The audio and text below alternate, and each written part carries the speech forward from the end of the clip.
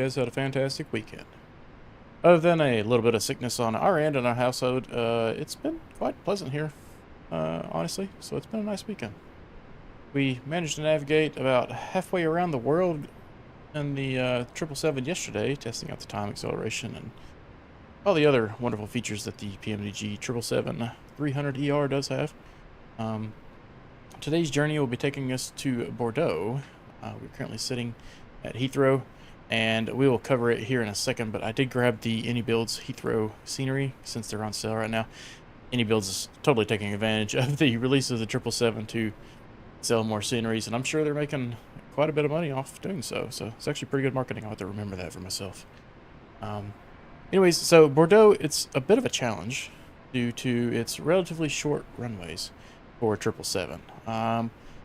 Currently, we are planning on being on runway 29, which I believe is just a hair below 8,000 feet, which is the minimum landing runway distance for the 777. Granted, you know, there's some safety factors in there, so we shouldn't have any issues as long as we get it down on the ground and don't float down too far. So hopefully we don't end up doing a go-around just because we don't have very much runway to play with, such as, you know, Dubai's almost 3 mile or 14,000 something feet or foot runway. And of course we'll be testing what sort of precision we can have handling this majestic aircraft. Despite these challenges, though, the flight will be pretty swift. The distance between UK and France is pretty minimal here, and of course it'll be showcasing the efficiency and speed of the 777. While we do get started, if you guys are enjoying this content, please like, comment, and subscribe below. There's also some links in the description if you feel the urge to support the channel and everything it has to offer. We've been currently actually having an influx of people coming in here with technical questions, so if you are having any sort of technical issues, feel free to check out the Discord. What's going on in the background? What in the world? Did you guys see that airplane? If you're having any technical difficulties, please feel free to drop down, check out the Discord channel and drop a message down in the forum where we can hopefully help you out. Currently we have just myself and Ron, so we're a little light staffed tonight on this departure, but not a big deal. Ron and I will have more one-on-one time, and I think he's flying the V2, so I might be helping him out some along with that too. So we are currently on live weather. I did bump the time back to, I think it's 7:30 p.m. local. Let's just double check. Yeah, 7:30. That way we should get a sunset arrival. On Thursday we had a morning departure, so that was a different scenario than what we're used to. Normally we are chasing the sunset, but it was kind of nice having the morning departure. A little different feel. Nothing like getting that hot cup of coffee and getting in the airplane first thing in the morning. I have fond memories of when I used to travel a lot for work. That was my favorite thing about, you know, other than getting on the airplane and going for a flight, which, you know, obviously every aviation nerd loves, was that nice hot cup of coffee. But anyways, I'm just rambling now. So let's get back in here. I will show you guys the scenery real quick. We're not going to go through everything, but we'll zoom around just to check it out real quick since it is new to us. Okay, Ron, I'm back. Okay. I picked up the Heathrow scenery from AnyBuilds. I was telling everybody there that was watching. It's actually pretty nice. I don't know if these gate signs work when you're inching close. There is a free add-on, I believe, that will tell you when to stop. I believe Heathrow is one of the supported aircraft. We'll have to. Oh yeah, I've seen that on some streams. As you're pulling up, it tells you how far away and whether you're good. Mm-hmm. Oh, there's Sentry. He's taking off in a C-17, so he's going to be catching up to us at some point. He's not in the Discord at the moment, no. Anybody else that we recognize around here with us? Let me see. I haven't even been outside of my cockpit yet. Right, you're all the way at the other end. Are you in the V2? A320. Yeah, the V2. No, fly-by-wire. Oh, okay. Did you get the latest update? They just added a performance calculator to the I don't think so. I need some help with the V2 calibrating my throttles. I'm having trouble with that, but I'll fly this one for now. We'll take a look at that. later. Seems to work. Just doing a real quick zoom around of the airport here just to check out some of the cool features. Let's go here into the control tower real quick. I thought that was kind of cool.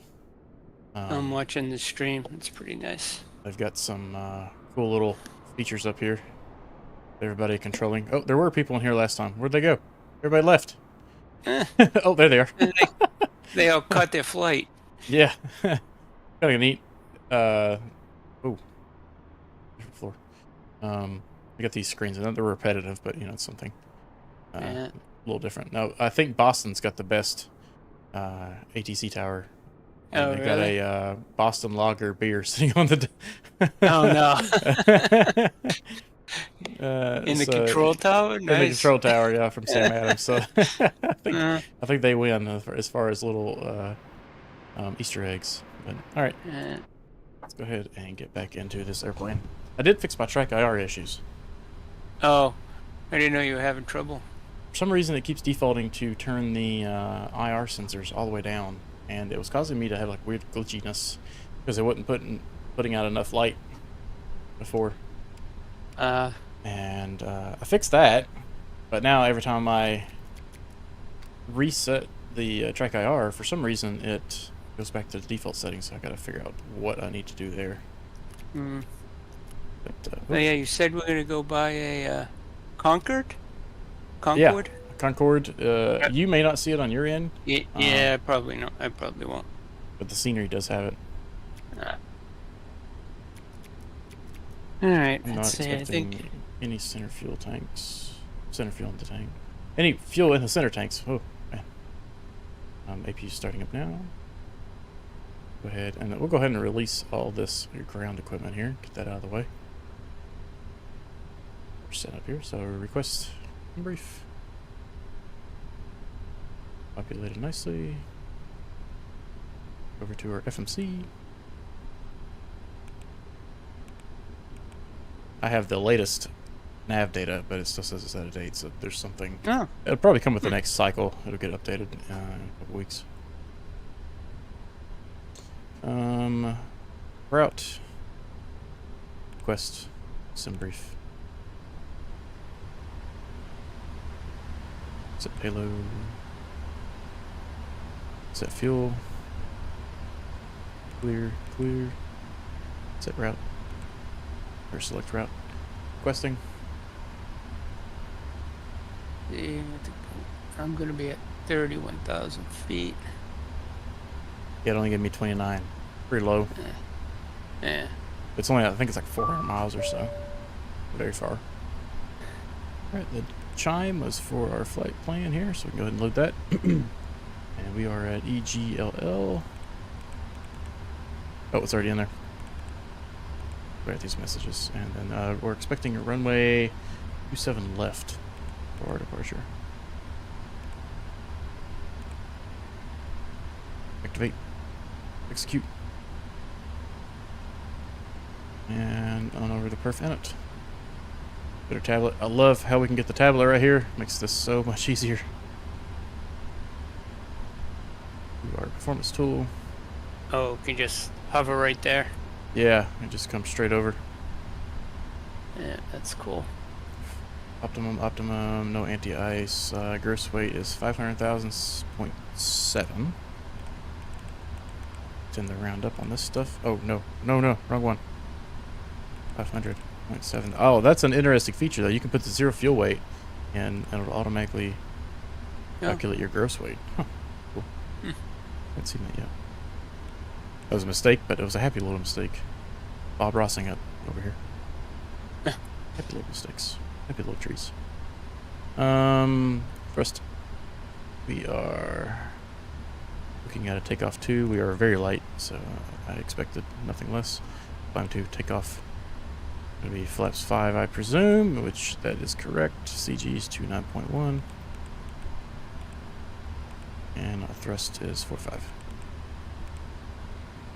Check our V speeds. Let's go ahead and get our departure and arrival in real quick. So, we're the departure 27 left, and it is the GOGS 2G. And And no transition. Go to our arrival, and we're expecting, like I said, 29, which is the shorter of the two runways there. And ILS 29 with the CNA 2L.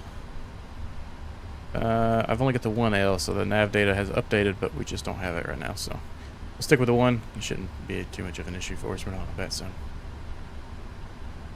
Takes care of that. Let's go back to our inner ref. Oh, what? 485258. I've got 485258, so we'll just move those over. And take off gross weight is, we'll grab that from the flight plan. I gotta get better about showing you where I'm grabbing these numbers in a flight plan. I tend to have it pulled up on another screen. So I know. Yeah, takeoff gross weight is 499 point, we'll call it 3.3. And that, of course, deleted it. I think that was 158. We go back and look at the performance tools. So 485258, 48521558. There we go. Okay, that takes care of that. We're just gonna go to the default squawk code here. And make sure we are in transponder mode only. Takes care of everything down here. We can get rid of that guy. Let's go RTO on auto brake. And we are expecting 158 on the indicated airspeed. And runway heading, 1 second here. I'm pulling that up on Navigraph. 27 left is 269.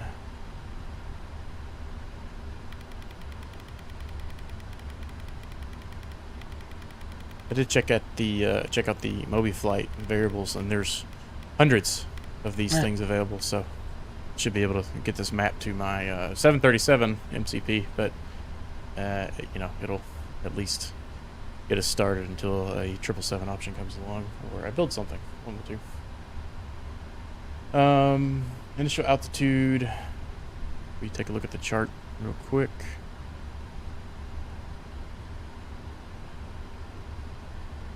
Departure, and we are on the Gogs to is it Gulf? Yes.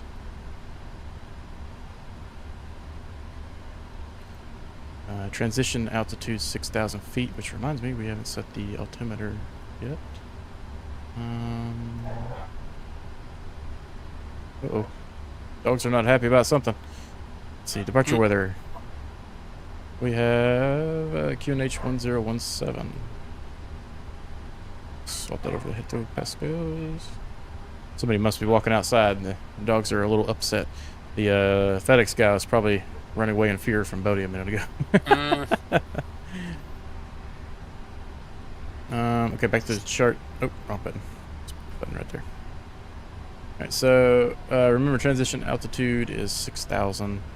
Initial climb altitude is 6,000. Yes. Okay. That's funny. Okay, that takes care of that.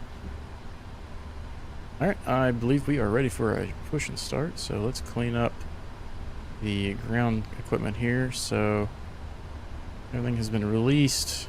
Go to ground connections. Go ahead and release our ground power. And the jetway is still attached, so we'll release it. And remove the chocks. Make sure this does, there it goes.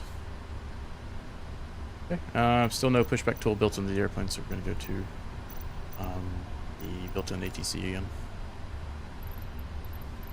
Let's go to ground.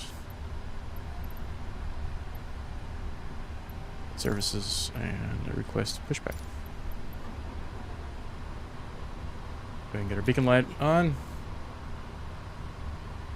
We are expecting a nose to the right, so we need to push left with the inbuilt tool here.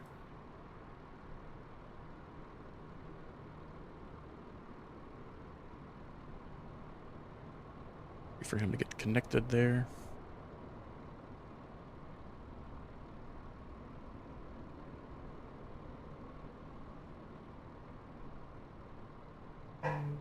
Looks like he's connected. Okay. There he is. Okay, he glitched over. So we go back in here. Let's get the track IR on. If I go parking brakes off. There we go. Now let's go right engine. Start.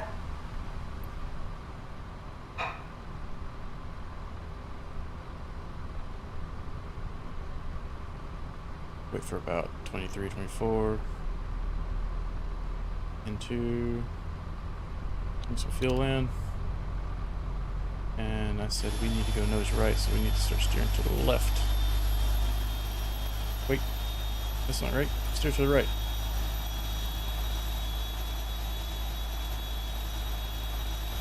Oh wait, am I turning around? Oh, I'm turning around. I did have it right. Whoopsies. Sorry, this guy's thinking I'm crazy. It's okay, we'll just keep pushing straight back here. Nice. How's the flight? About to land at Kitech. Just not pushing, Dev. How was the your flight? Kitech's a fun one. We'll need to do sometime. Alright, we'll go ahead and stop the push back here so we don't end up in the grass.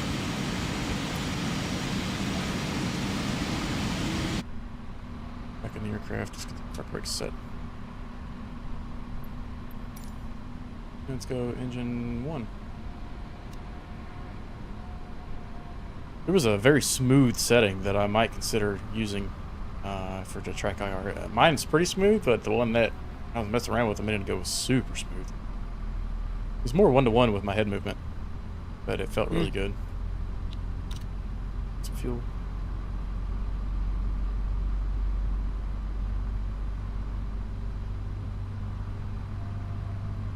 Oh, I hear like an engine. Tug making that That noise? could be me. You hearing mine? Oh, am I hearing yours? Right there. And then I just switched to inside. I don't know. It sounds like there's like a diesel engine APU or something. Long. I thought it was going to be an hour and a half. Only now descending 4 hours. Oh wow. But I guess you guys didn't do any sort of time acceleration. Engine 1 is coming alive. Put our flight directors on. And now VNAVs. Stop my engines. Yo. Flaps 5. We haven't gone through our checklist or anything, so we're probably going to get a checklist alarm shortly. Do flight control check.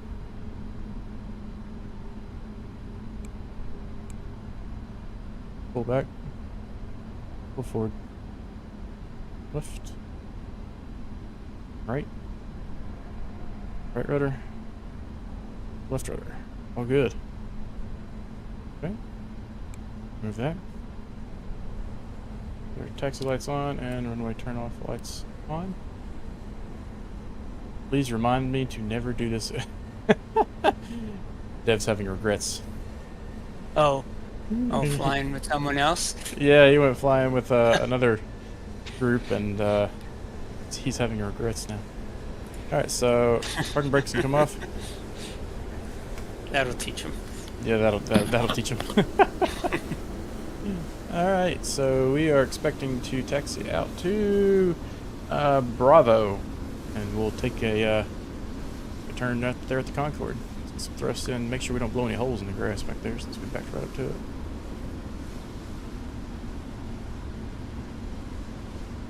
See how's these engines doing. Looks like engine 2 is up and running.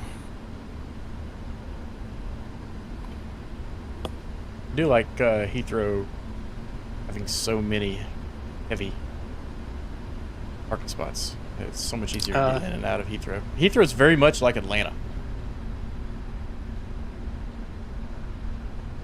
in terms of how it's laid out.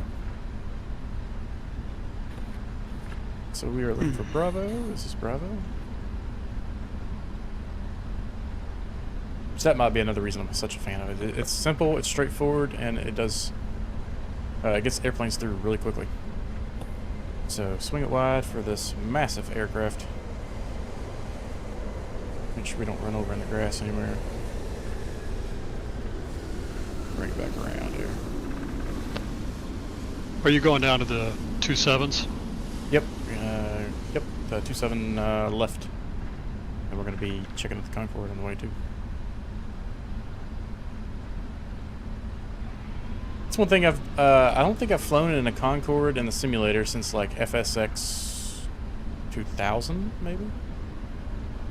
I think it was one of the default planes in 2000. This guy's just gonna have to move. There he goes. Oh, now we got a forklift.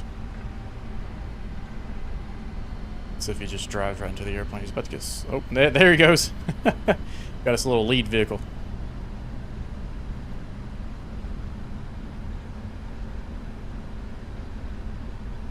But he's expecting us to go much faster than we are.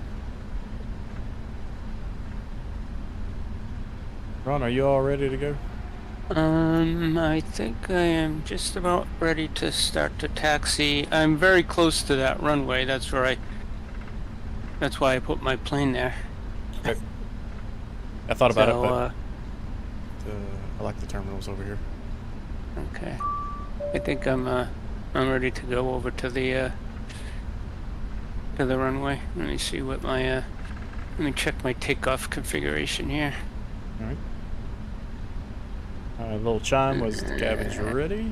MSFS Concorde we have is overpriced and bad. Please don't. Oh, I know. I'm not gonna spend the money on it.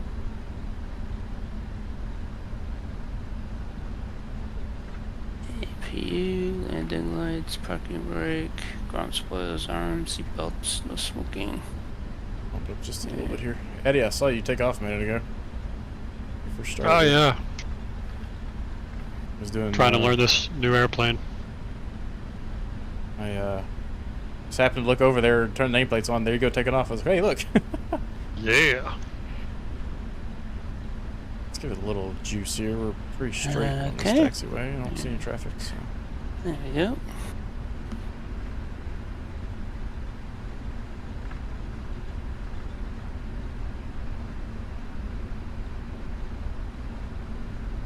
I don't know if this blocky concrete right here is true to life. It's just so strange to pour concrete like that. Yeah, it is kind of weird. Instead of having like a nice smooth arc or something. This thing does not take much to get up and rolling at 30 knots. But we had a 2-mile runway here, so I didn't feel like going 15 miles per hour down the whole thing. 15 knots.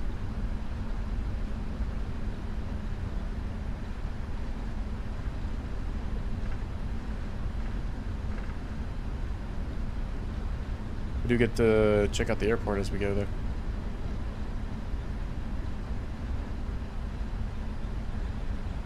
You know, the one thing I did not look at was how the lights were.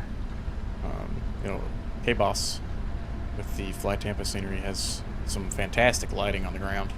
And the overall look of Fly Tampa sceneries is just top of the line. I mean, Denny Builds is pretty good, but it's not quite a Fly Tampa.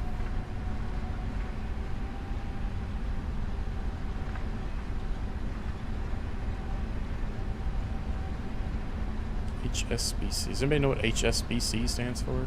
It's on all the terminals here. I think it's a bank. Yeah. Bank. Yeah, I've seen that before. Ah, okay. Don't remember what it stands for though. Something bank. Something.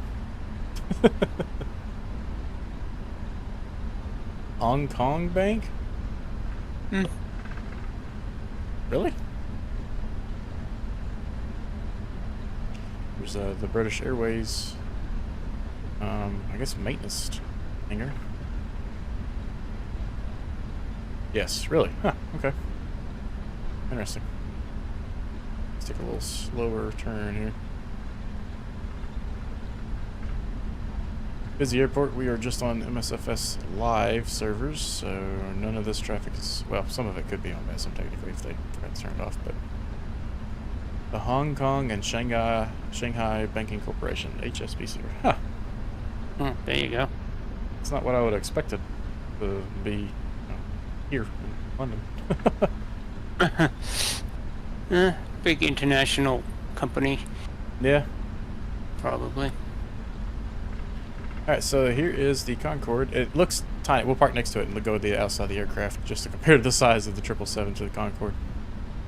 But just from what I see here, it looks tiny compared to this thing. Which is not a very big airplane. It was actually really skinny just because of the supersonic Oh, wow. plane. So we'll park it right here. Take a look at the outside real quick. Just to see how it compares. Oh yeah, big difference. You could fit the Concorde in this thing. I think that's me sitting on the runway. I think I'm ready to take off. Alright, go ahead. Here goes nothing. Here's Eddie, just off to our right. You're showing up as a 787. Oh, cool. Runway ahead. You're showing up as a C-17. You are in a C-17, yep. I hope they fix that in 24. Please, so. please fix that. Yeah, Come on. there you go. This is right. rotating. I am up. Awesome. Alright, beacon nav logo, runway, landing, and taxi strobe. And, gas is on. Yep, landing gears confirmed down. Flaps are set to 5 RTO. V2 speed is 158, heading 268, and initial altitude 6,000 feet. Which is also our transition altitude. I believe we're good. I don't see anybody on approach. Double. Look at the pins for good luck.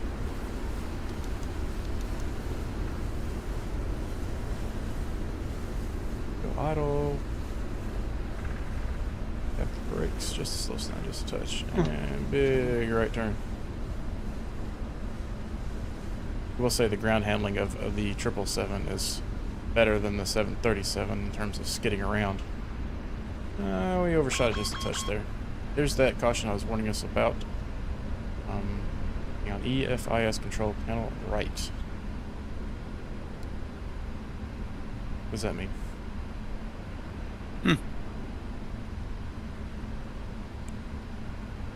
One of your displays, co-pilot side, something.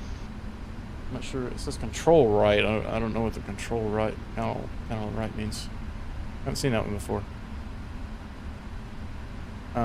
If for some reason the EFIS isn't working on our side, we'll figure it out in here.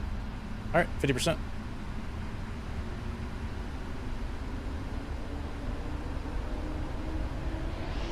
Dev says the company is based in London. Interesting. Stabilized and... Oh. You overstressed the aircraft and caused critical damage. Oh, What? on the by taxiing? Yeah. By just going 50% throttle. That's a new one. Mm. Okay. Uh-oh. Ruh-roh. Yeah, I'll be right back. Guess we're gonna Oh. blow through this setup real quick. Oh, no. Dave says, yes, I'm landing. That gives me time to get in. Oh, Dave did that to us. Oh, I don't think I even have crash damage even enabled. Is the crazy part. That's weird. Yeah. All right. So we're gonna do this again really fast, and set the time to set it back to 7:30 again here. Okay, I'm at transition altitude. I see how fast we can get Set this to thing up and running. standard. I am.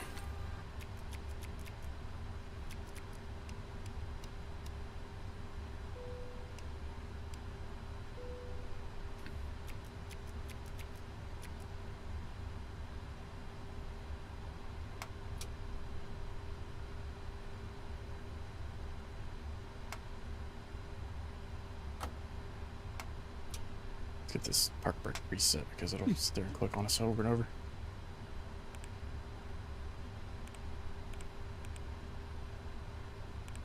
West. Roof.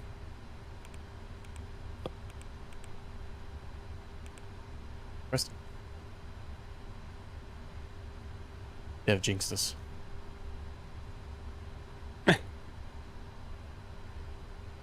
Don't blame him, I'll get a complex.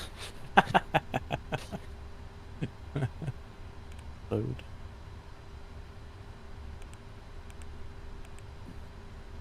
It's quite foggy at 6,000 feet.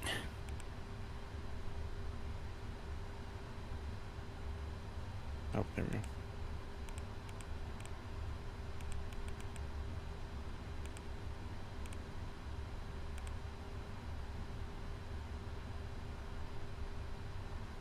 Let's tool.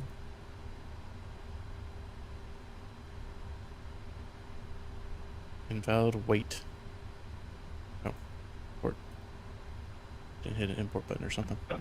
Okay, gross weight 500.7. Except there's limit of 2. That's 5. CG is 291.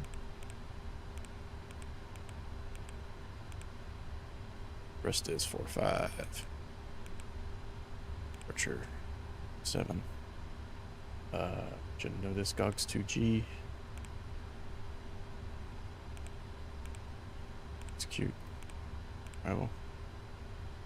Next page 29 and oh, CNHL. Which I only have the 1L. Execute.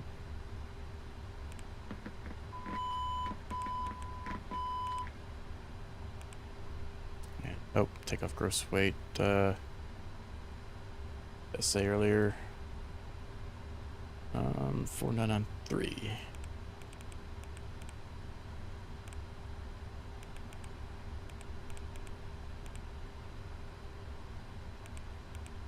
I'm here. Hey, Dev. Okay, let's get the ATC for the pushback.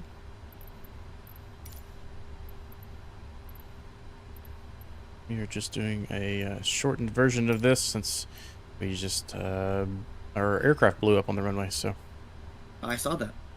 yeah, that was the first time for me. Hopefully, it's not just the scenery doing that to me.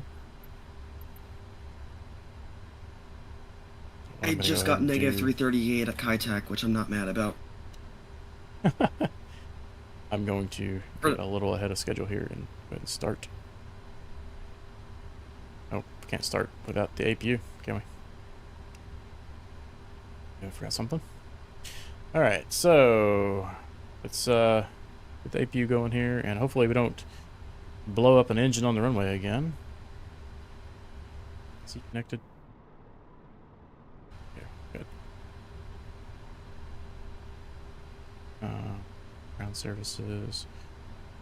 Remove chucks. Oh, release ground power. Remove chucks. It's probably gonna not like that without the APU being on.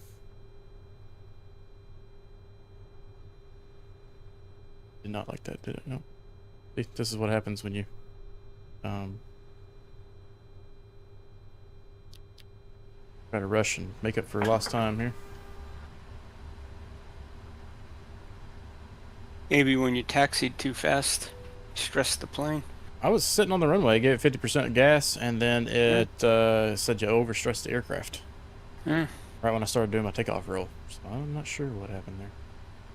This is why you turn crash damage off. It is off. Oh, that's weird. That's even weirder. Yeah. Must have just bugged out.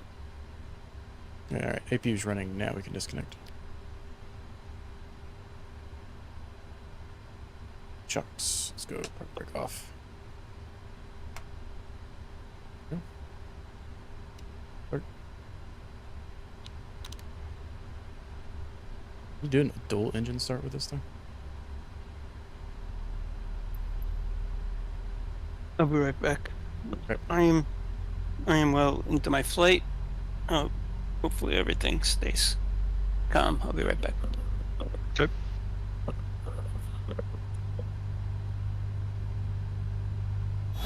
So we need to go left.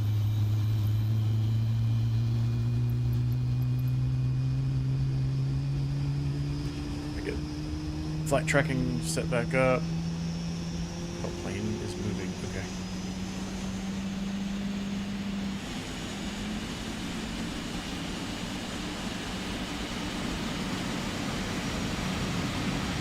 I'm gonna do a rolling start this time.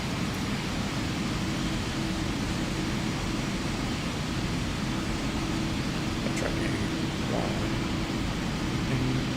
to I was accidentally taxiing on one engine and didn't even know it for part of today. Oh, Just to show how powerful those engines are. well, I mean, they pretty much take care of themselves at idle is the crazy part.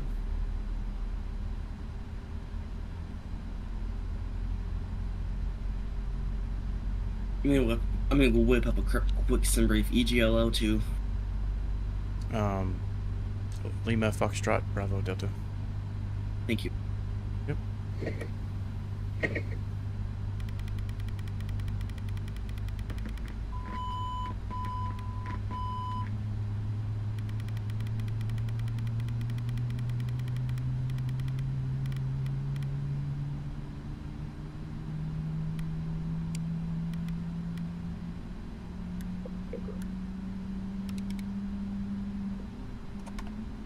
Okay, let's try this again. So it should play nice for us. We'll finalize all of our buttons and things on the taxi here. I'm back. Alright.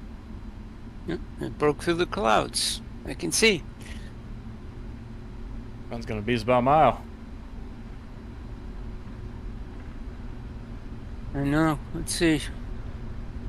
I just coming up on Sam Waypoint, I think.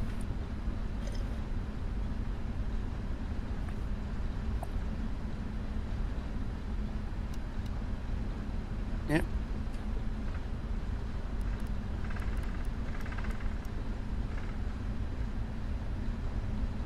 Alright, so the pen guides let us down on that one, Dev. Or it was me, you never know. Well, dude, Dev probably crashed into this. He spawned his plane right into yours. Yeah. Did I actually? Sorry. I'm just loading the taxi panel state so I can get up in the air. It's alright. Alright, that was probably the fastest 777 setup I've ever done. I agree. Helps that I had just done it, so I kind of had a lot of stuff memorized already.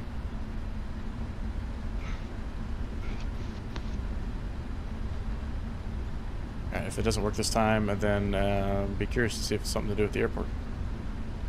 Did you get scenery for it? I did.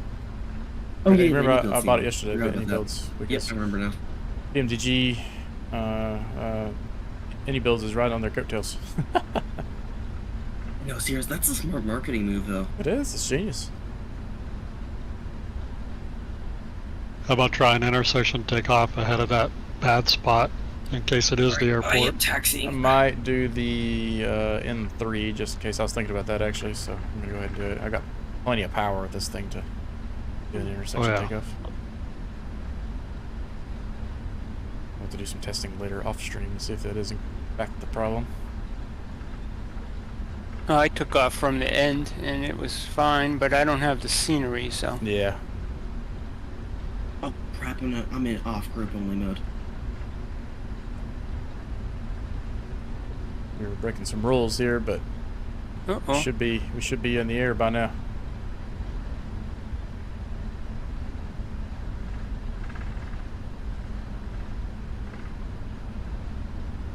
The departure time is 7:20 local time, and it is now 7:39. I'm just at the channel.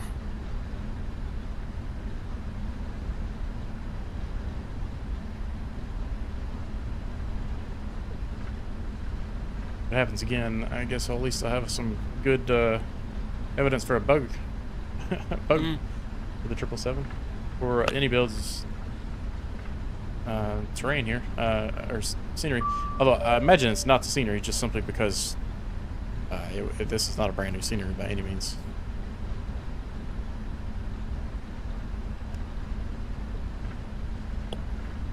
You do have a long way to taxi. Yes. I just hit restart so we didn't go back to the main menu. Huh. I I probably could have saved some time by doing that anyways. Alright, 158.269, 6,000 RTO and 5. Okay. Go ahead and go landing lights on, strobe light on, and let's do an intersection takeoff here. This is Kilo, I think, coming up. Should be that 9 first 27 left. Unless it gave you something different, which at this point doesn't really matter to me. I was in off group only mode, so I had to restart again. Gotcha. I'm just taking a fighter. Just follow you guys that way. Alright, let's tap those brakes, slow down here. Intersection takeoff, so hopefully we don't blow up an engine again.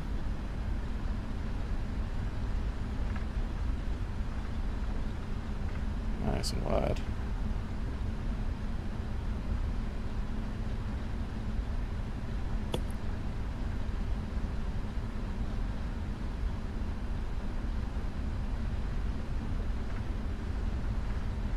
And we're clear on arrival.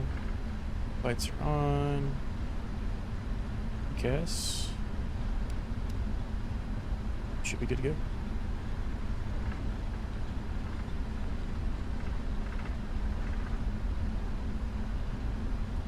A bit of a rolling start here. Hmm? So we did do an intersection.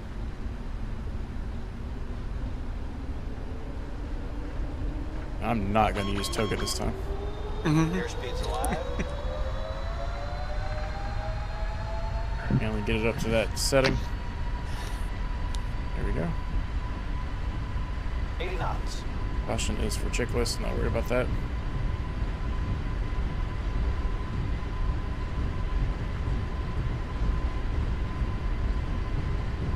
V1. V1. Okay. Rotate.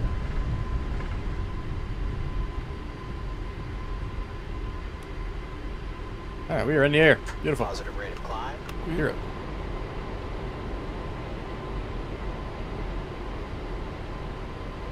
Let's go auto throttle.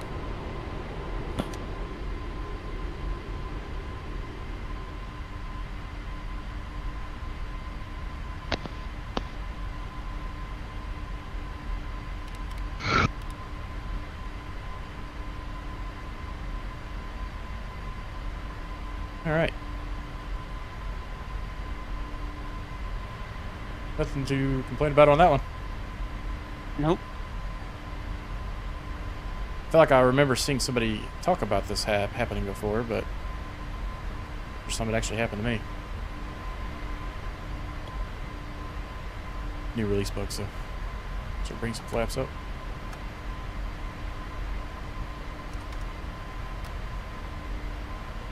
Keep trimming.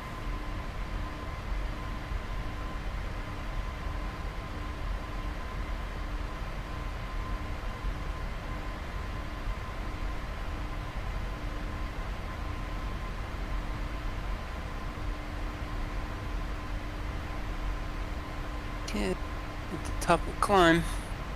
I do like how it shows you the trim speed, since you don't have that force feedback like you would in the real airplane. Although I feel like it does require some continuous pressure in some degree. Alright, it's going up.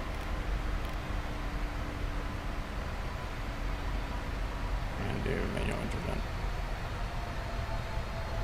Click it a couple times. Still got me at 4,000.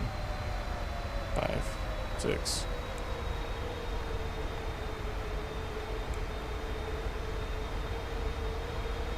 Oh, starting to descend. Yeah.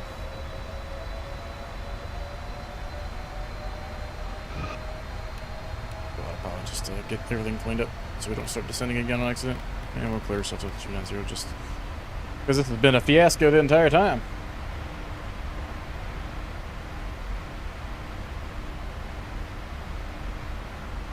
Alright, I'm on the runway, still setting up my flight plan. Let's do a little bit of cloud surfing at least.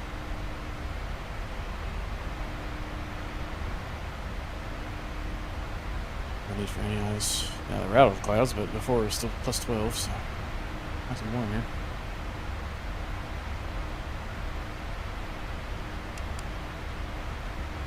Does anyone... I know Dev can see traffic on his TCAS, but I can't see traffic on TCAS on multiplayer with Microsoft. I can see it on VATSIM. 1,000 feet, let's get these lights cleaned up. We need our logo light.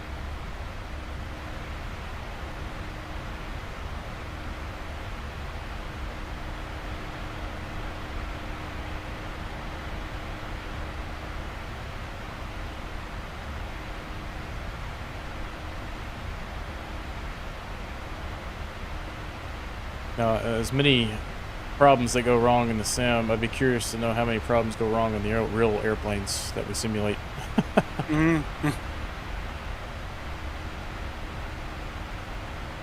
Antoga. That was the fastest thing I've ever set the 777 up. That was 2 minutes 30 seconds. Yeah, I blew through mine too. I was a little surprised. It's pretty easy to set up.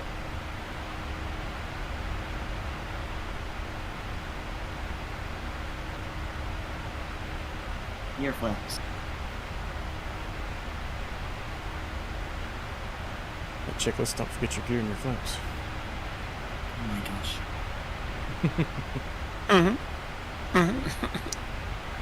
There seem to be a lot of restrictions in the English Channel. You're only allowed to fly a small corridor Really? coming off the mainland. Yeah, I see that on little nav map. It's surrounded by red. It's interesting. Yeah. I have not actually looked at those charts to see what is not allowed there. I don't know. I mean, is everything in red? Does that mean it's a restriction? Because it did send me in between them.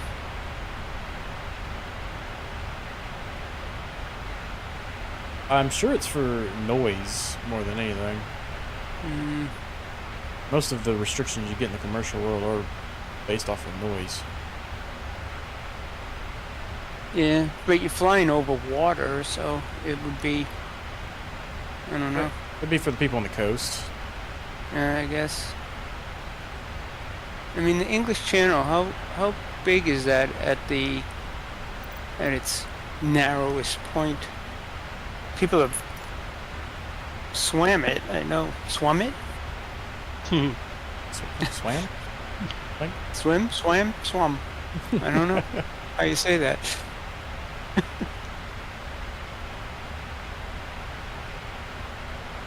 Okay, let me sit back and relax here.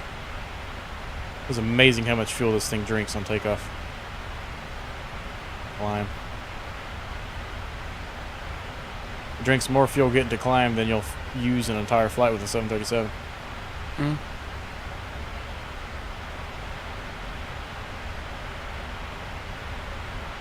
What is your speed? 316 indicated at the moment. Not quite at the Mach speed yet. Once we get to about, what, so 24,000 feet or so when Mach becomes relevant. And I think 26 or 28 is really when it becomes swap.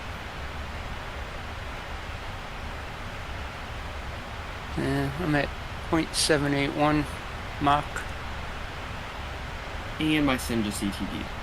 Oh no. This flight is cursed. Alright. I'm calling it with a night. Have a good night, See you Dave. guys. Alright. 777 shenanigans. Nah. Biting us tonight. Oh, this my true airspeed is 460, my ground speed is 512. How much of a tailwind do you have? 52 knot tailwind. If we get to flying this in the winter, we'll be up in the 600 or 700 range. Wow. Get a good winter tailwind. Well, the destination airport is very light winds. I think it was at 4 knots. Yeah, when I looked earlier, when I set all this up, it was at 5, so that's good.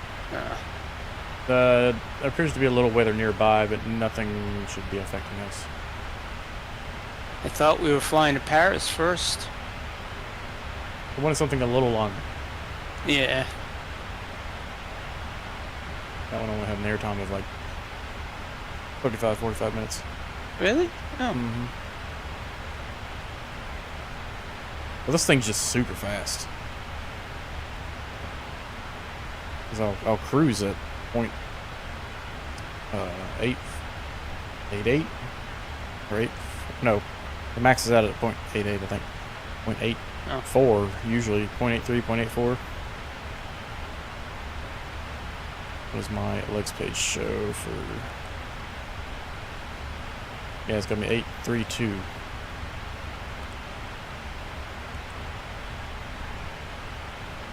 So I got a discontinuity active back. Let's take a look at that. Off head tracking, so it's a little more stable for you guys. The plan.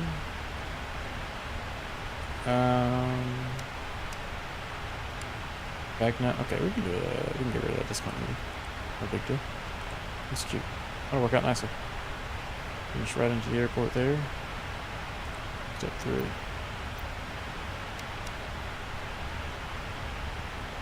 Step right into the airport. Perfect. Okay.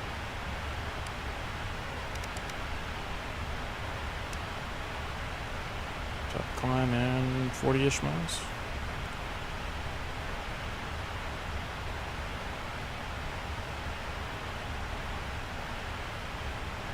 Economy climb of 0.832. That's crazy. Or 316 knots or 0.83. Well, just changed it to 831, but you can see our speed stays stable here as our Mach speed increases based off our elevation and the air density. Engines are running at 100%. Let's do a quick recall here, just make sure we didn't forget anything. Got nothing. Awesome. We're about to level off here.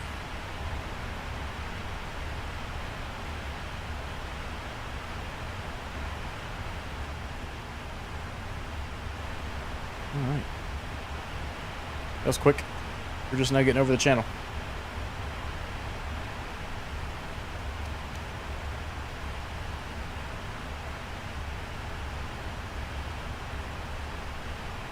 The narrowest part of the English Channel is 21 miles. That would be an interesting swim.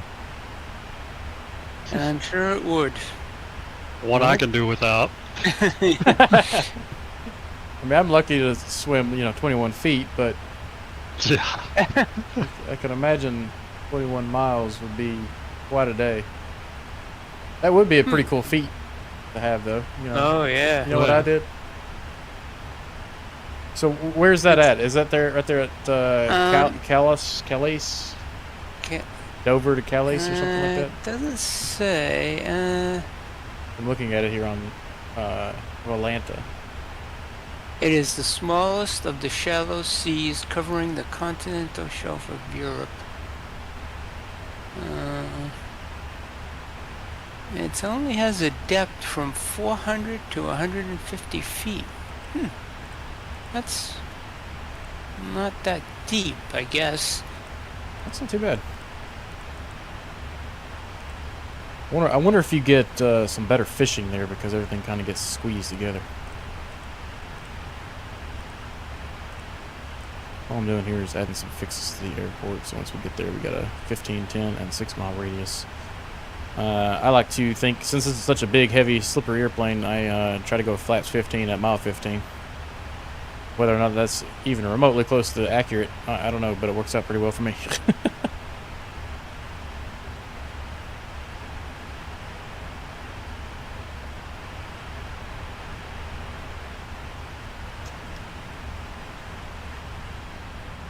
Check out the cockpit back here, or the cabin.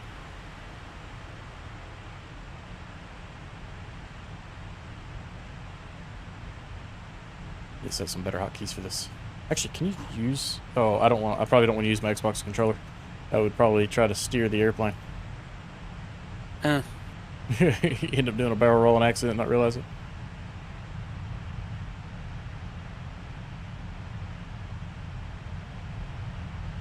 It's awfully quiet right here. I'd expect to have more of a grumble. You can't even hear the engine from here. Go further back here. I would be careful changes. wandering through that. I'd be afraid you're going to cause a crash to your system, not to the plane. Well, I guess it was meant to be if it happens again. Mm. Yeah, so the engines don't really have that roar you would expect right there at them, but you get a bit of that wind noise and thrust noise the further you get back here. You get more of that grumble. Or that rumble. I should say.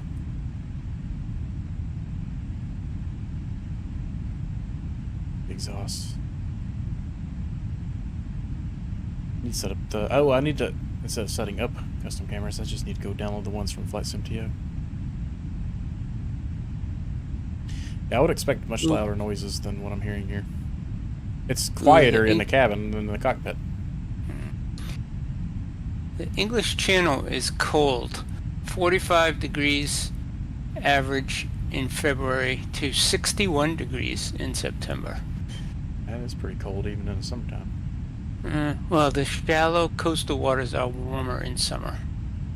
Makes sense. Yeah.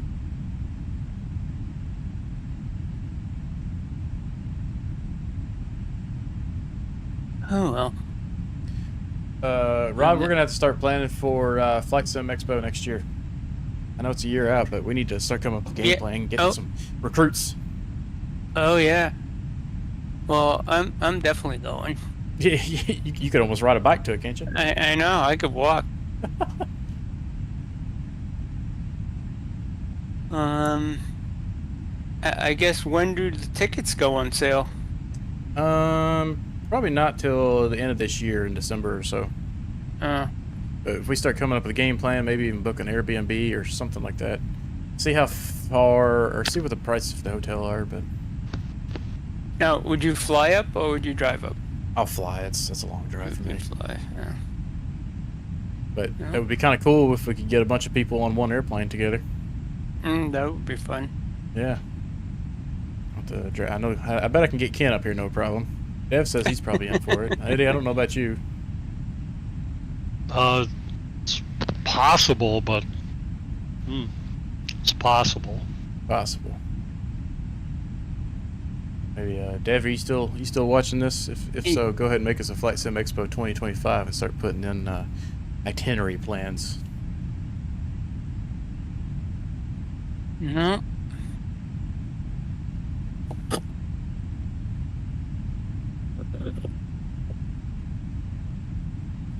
Ron, we got some the owners of my day job company. They are out of that area. Oh. Or some of them are, so I may have other reasons to go up there at some point, so I may be hitting you up for dinner sometime. Yeah, sure. Got quite a bit of stuff there in Providence. I've been told there'll be plenty of opportunities if I were to be interested. In fact, I think they would be happy with me if I moved up there. Oh, really? Don't know how I feel about that. Yeah, Awful small area. it is. Although it's very pretty. Yeah, Providence is a nice city. I do like it. It's in, I mean, it's a little smaller than Boston, I would say. Yeah. Easy to walk around. Well, like any city, it's got a lot of traffic. Yeah, that's the thing that drives me know? nuts about those places. Yeah. Traffic's bad where I live, but it's not like terrible. It can be. Yeah. I mean, my son and I used to have season tickets to the Providence Bruins. It's the farm team to the Boston Bruins, and we would go to. I think we got like a 5-ticket package. So on Sunday afternoons we would go to Providence, and right next to where the expo is going to be. Oh, okay. And so we would just drive down, park in the garage. We'd go to lunch, then go watch the game, and then drive home. Yeah, it was entertaining. We stopped when COVID hit, and I don't know. I really don't know what happened to the team. I don't even know if they still play there. Yeah, that kind of stuff kind of kills it. So, I mean, for us to go to a Boston Bruins game at the TD Garden, it would be probably like $500 by the time we were done with everything. yeah. You know, so Providence was much cheaper.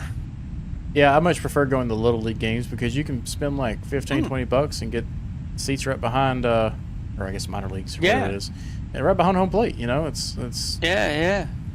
like, you can't even go to, like, I think I'm going to be going to a Cubs game later this year, but just to get into the place is expensive, and then the food and everything else on top of that is just absurd.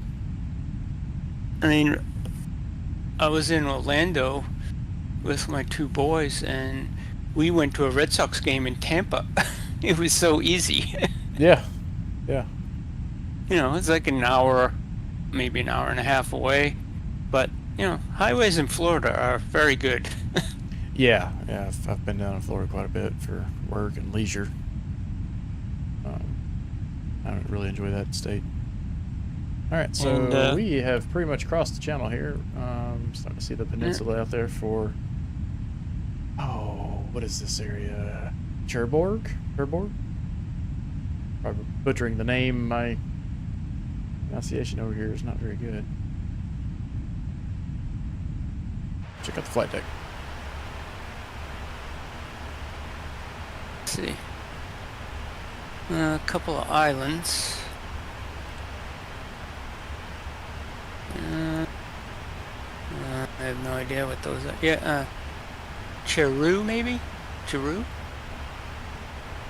Is where we crossed, I think.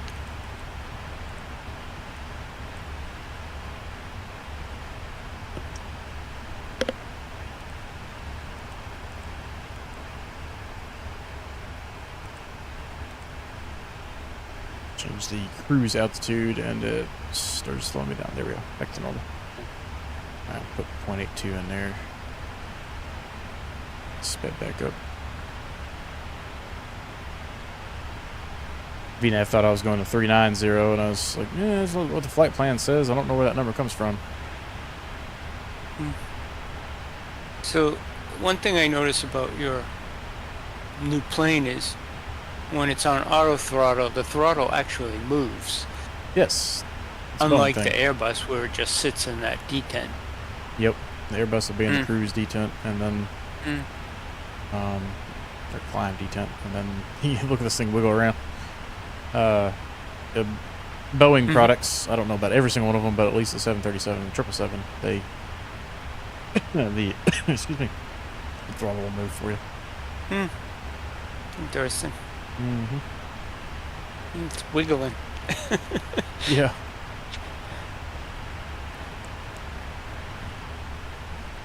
Oh, plus what I see on my screen is probably 10 or 15 seconds after you see it, because there's a little delay when I'm watching the stream.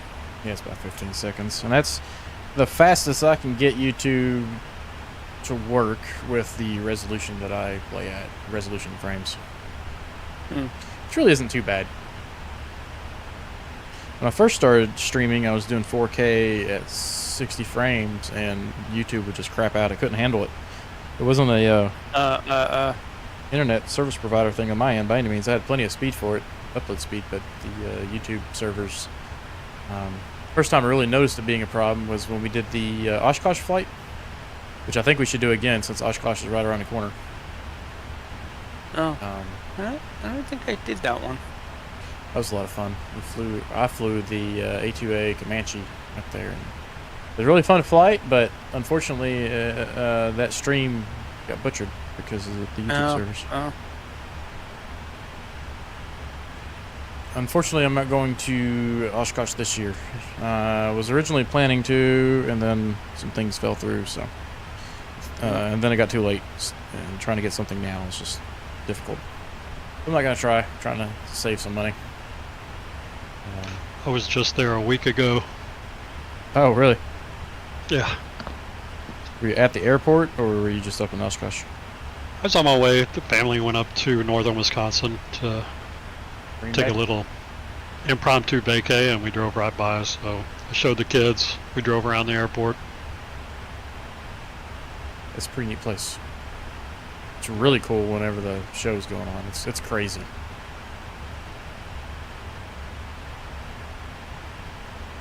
So next year would be a fun year to do both Oshkosh and Flight Sim Expo again, because they're kind of back to back.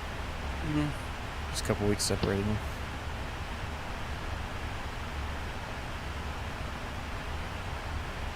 Yeah, I don't know if I told you, my wife said she would come to the flight Expo? simulator thing with me. I said, "Are you sure?" She was, "Yeah, I would go." Sure you want to come hang out with a bunch of nerds? I guess. She's good.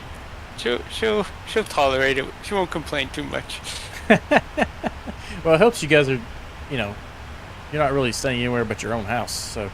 It's true, and it's it's close by. I mean, it's the worst part is going to be driving in there trying to find a parking space. But we've been in there plenty of times when they've had functions going on at the convention center, which is right next to the hockey rink. So. You Northerners and your hockey.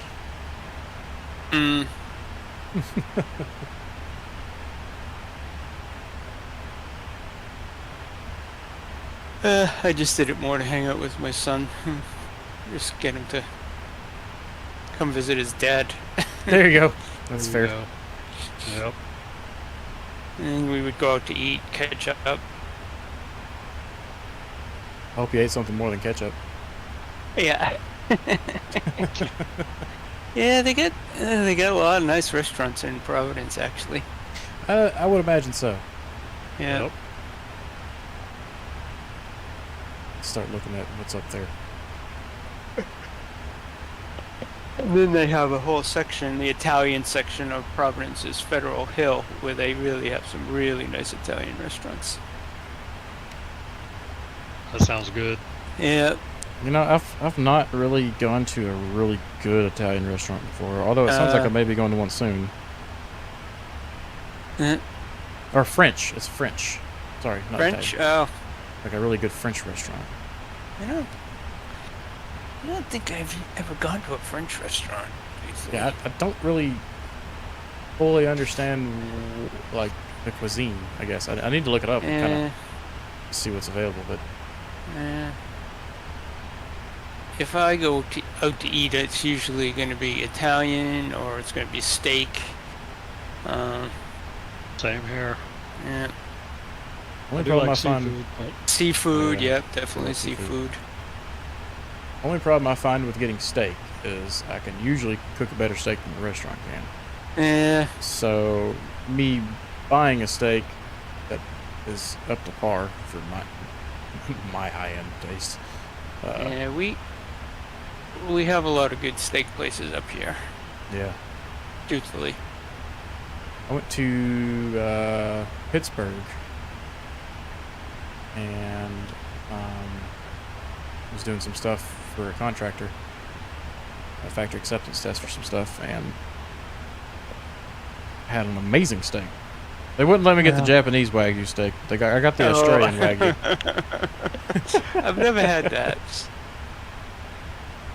So I finally got I I did try Go ahead. Japanese A5 for the first time a couple months ago. And mainly because we had a gift card, but we were celebrating some stuff, and I tried it, and it was amazing. Don't get me wrong, but I don't think it's something I would get every time I went out. And that's just not because it's expensive, but it's literally like eating meaty butter. I don't really know how to- It was I probably. was in Go ahead. South Carolina, and my friend lives there, and he took us out to a steakhouse, and oh man, it was delicious. Just in the middle of Myrtle Beach. I haven't been to a steakhouse in Myrtle Beach, I don't think. I normally go to one of those all-you-can-eat seafood places. Oh, what's that, Merle's Inlet? Yes. There used to be a restaurant. Well, it may still be there. But there was a restaurant there. I don't remember the name of it off the top of my head, but they had this. Yeah, was it a crab dip? I think. Oh. It was just out of this world good. There was a buffet that I didn't go last time, but it was called Calabash. I think I've been it's there. just over the border in North Carolina. Seafood buffet, crab legs, and all kinds of seafood stuff. I hate to know what those things cost these days. It's my family, we went to Myrtle Beach every year growing up. That was. We normally do 2 vacations a year. It was Myrtle Beach and Smokies. And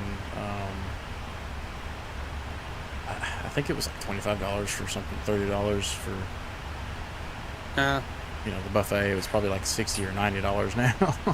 Yeah.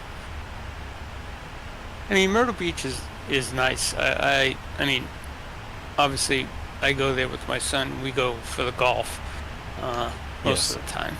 I have done the golf courses.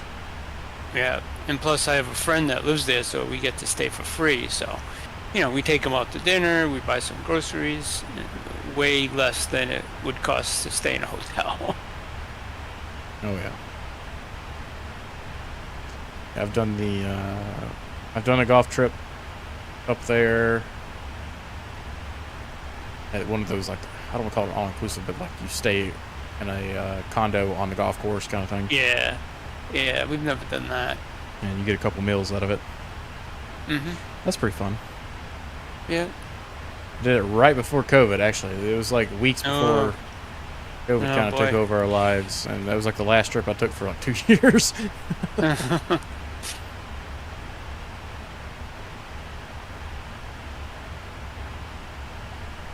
Alright, let's see a couple things popping up on the map here. Okay, it's just a DOR there.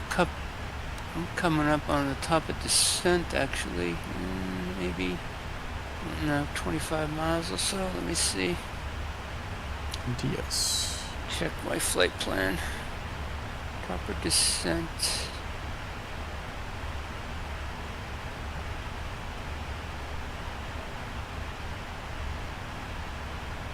So I'm tracking this. I wonder how this works. I'm tracking this VOR, and it, the radio is changing as we travel along here. Like, I wonder if the nav database has, like, you're going to be at radio 348 at, I don't know, 42 miles away or something like that, as part of the RNAV. It's also going on. I'm curious to see how that worked. 44 miles. Yeah, I think, what did it say? 40... Descent, 40 miles from top of descent. I am 111. Not too far. Too far behind you? Nope.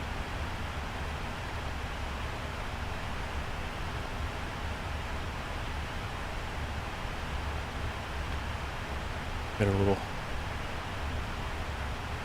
food tray here. It's more of a snack tray compared to what you can get on an Airbus.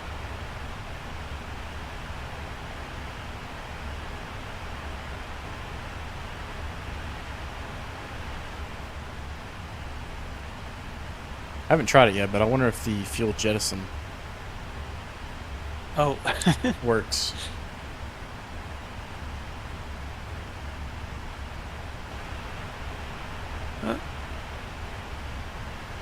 Oh, now I see the little arrow for top of descent on my map here. There you go. In the plane, yep. Yeah, be sure to get the latest version after we're done here, Ron. Oh, yeah. That way you get the updated EFB stuff and the FMS. They were pushing some big changes. And I don't know if you get the regular or the developmental version, but I normally ran the developmental version just to get the latest and greatest stuff. So that's it. fly-by-wire website? Through the launcher or the installer, I should say. yeah. Yep, the install. I think I have it because that's how I downloaded it originally. Yeah, you do. All right.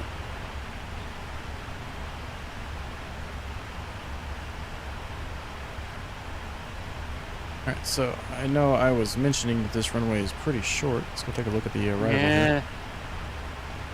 So, airport, let's approach airport. Alright. Descent. Here I go. So we're going to be landing on 29, 7,923 feet. Through Google, I discovered that 8,000 feet is the recommended minimum. So I'll be curious to see what the landing en route calculations shows us right now. Go ahead and import from OFP. That should be okay for now. Import weather. Calculate. Okay. This is saying we can stop in 6,442 feet with auto brakes 3. What happens if we put it on 4? We might need 4. Okay, 4 is probably what we're going to be using, just to give us a little extra safety net. Don't need to go max auto. I'll be curious to see how much max auto decreases that. Wow, okay. 4,152 on max auto. I'll leave it on 4 there, just in case.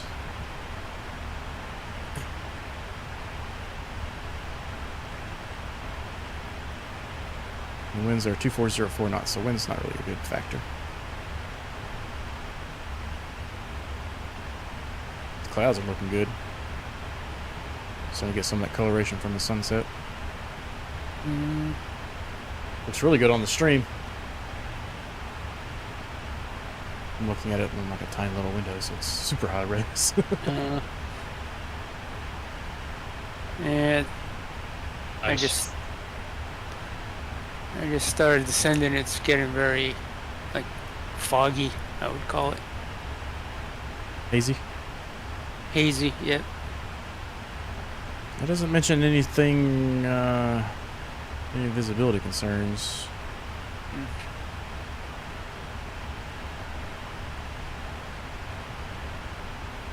Let's take a look at Navigraph. Oh, it's saying 10 miles or greater. Or at least 10 kilometers or greater.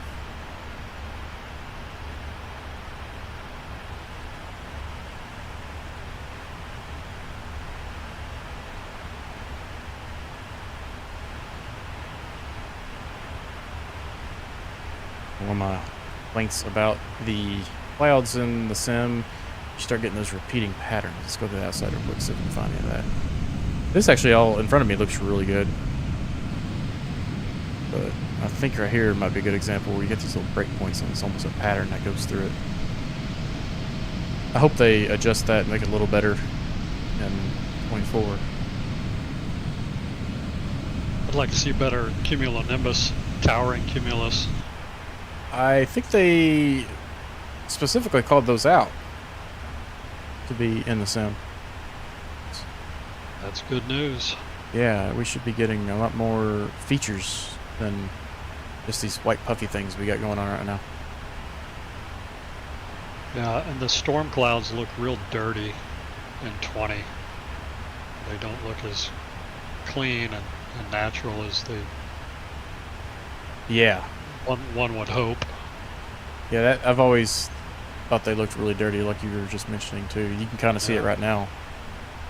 If you've got the stream pulled up, it's just like someone. It's almost like they're smoke clouds instead of white puffy clouds. Right. Right. Yeah. I got 60 miles at the top of descent. Our LNAV or our VNAV and LNAV for that matter. Since we don't have any discontinuities, we'll just go straight to the final approach fix altitude, which is 3,000 feet. Dial that in here shortly. Max auto brake and flaps 30. You can stop at MLW in much shorter distance than you may think. Oh, okay. Yeah, it was showing what, 5,000 feet a minute ago. So if I punch in max 4,000 feet, which is actually really impressive. Now, I'm sure those brakes are going to be roasting when you do that.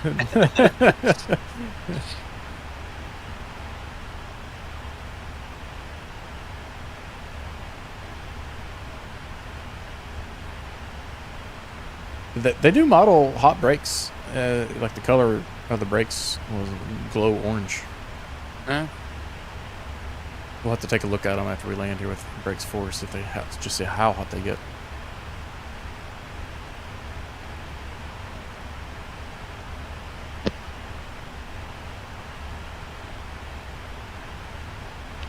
The 310 also does that too. It's got tire wear, brake wear, I think.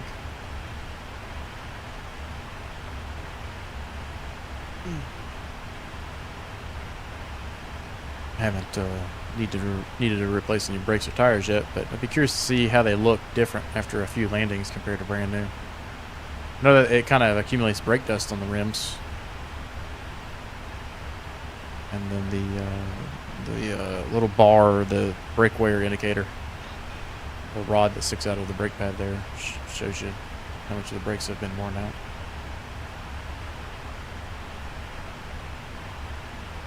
I know Mathis was talking about wear and tear on systems being, if you use them at a kind of an extreme level, maybe something like trying to dual start from the APU bleed or something. He's talking about wear and tear on those things, but I don't really know of any way to replace those things other than maybe you just get a failure.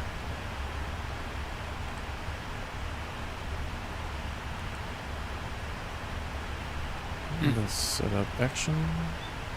Where are the failures in this thing? There you go, failures. I mean, it simulates quite a few failures, so maybe that it just fails and all you can do is fix it, but I don't think you get any sort of or any sort of indication down here about what's going on, you know, miscellaneous. Yeah, it's just this maintenance. Next service hour in 9,976 hours. Got a ways to go. Hydraulics maintenance, 576 hours.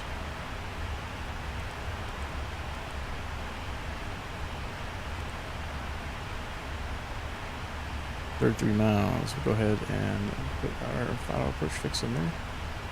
3,000 feet.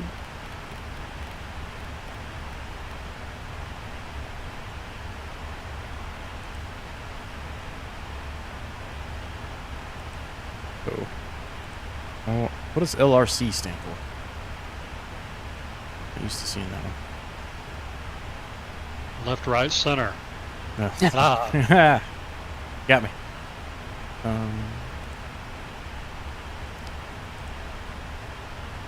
Load our forecast. Alternative cruise mode?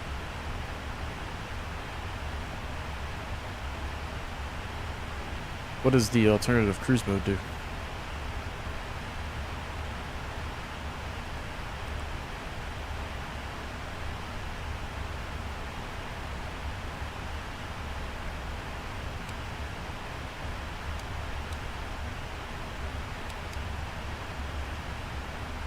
It's faster. Oh, okay. No more of a rapid descent.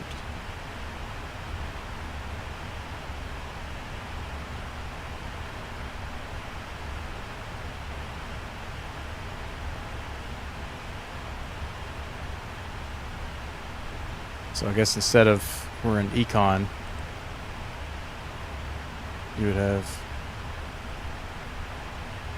259 on the speed. LRC, you would have 0.72. Oh, wait, maybe 0.728. You can also have ACT if you manually override the speed.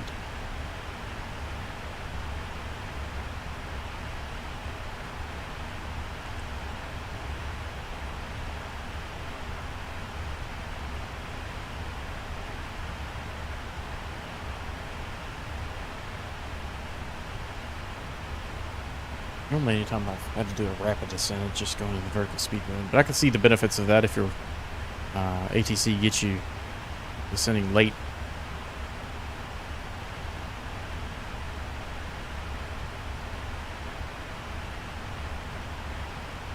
Luckily, it's a little harder to forget to turn your packs on in this thing. You don't find yourself up at 18,000 feet getting an alarm. They've done that. Never. Sounds like it. I just know of people who've done it. Totally didn't do that like 3 streams ago. What are you talking about? I almost caught it in time too. I was like looking around. I was like, uh-oh. Quickly turned the packs on and then ding, ding, ding, ding. I was like, crap.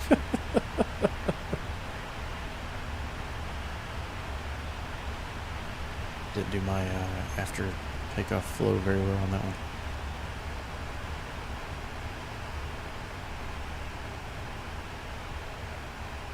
Hear those engines spooling back.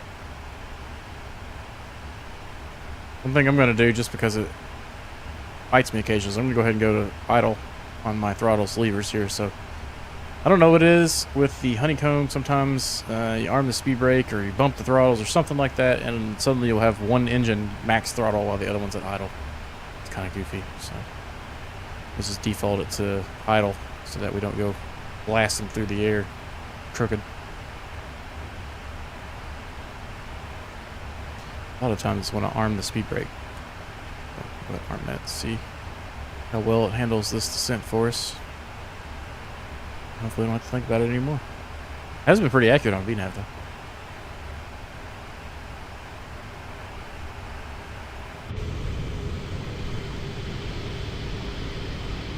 Should be landing about the time the sun's getting even with the horizon there.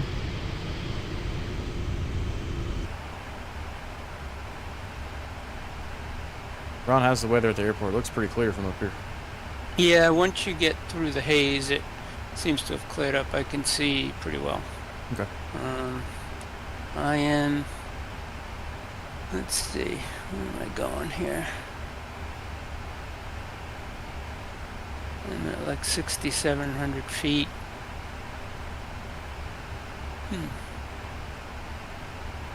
Doesn't seem to be slowing down. Still at 250 knots. 150? 250. 250.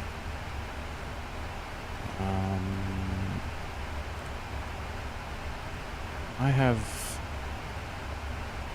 Alright, time for just on through the transition altitude.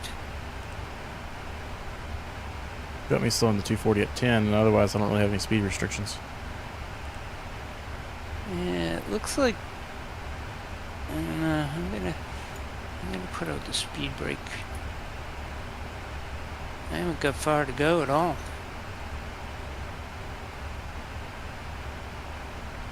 See you both up there well ahead of me.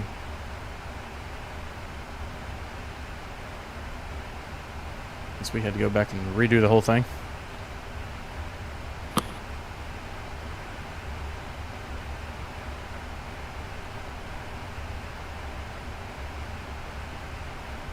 Right. 09. I am making a sharp turn on final here.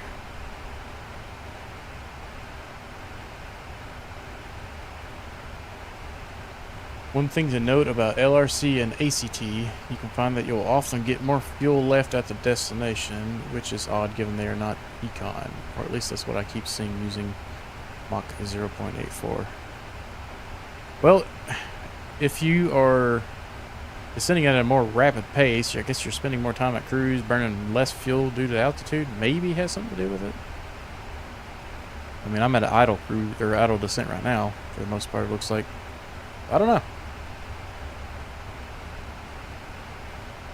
I'm just making stuff up as I go. Mm-hmm. 09.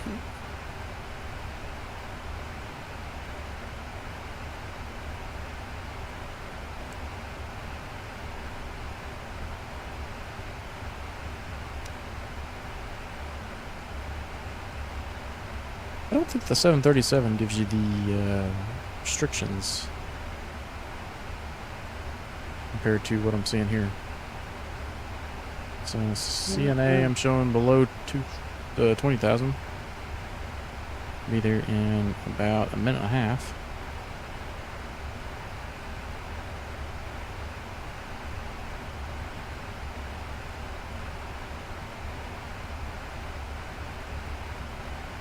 I just overshot final, trying to screw around with the autopilot. Oh no.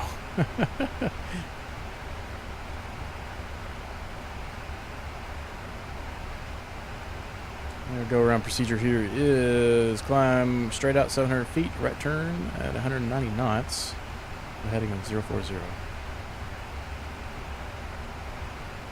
And then correcting to 354 to hit the hold, but we'll just continue on after 040 and do a downwind most likely, or a right downwind.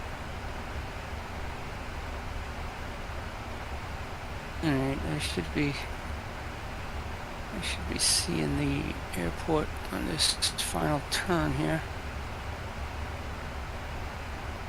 See a lot of lights, but I don't see anything that looks like a runway. Oh, there it is. There it is. Now I can see it. It was like a final sharp right turn right at the last minute. You got any more of those runways?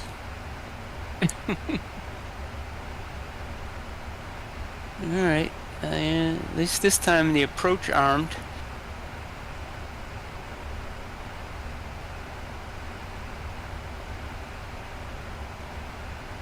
They know what the transition altitude is. I think it was 5,000 feet.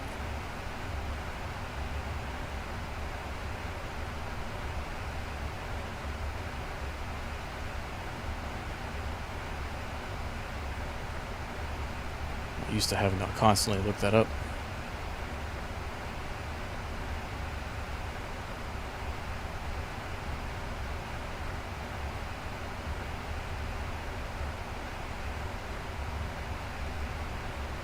We've been flying over on this side of the world a lot more lately than usual.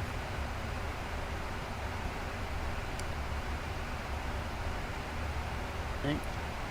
Full flaps. Here we go. 2,500 feet.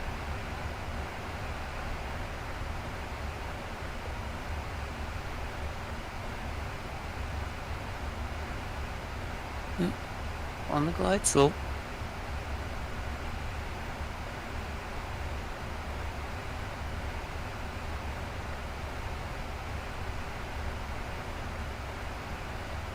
Dead on the vertical nav track. What's the word I'm looking for? Descent profile. Yep. Looks good. Not gonna touch it yet. Got a little bit of rolling hill terrain around here. That looks kind of cool.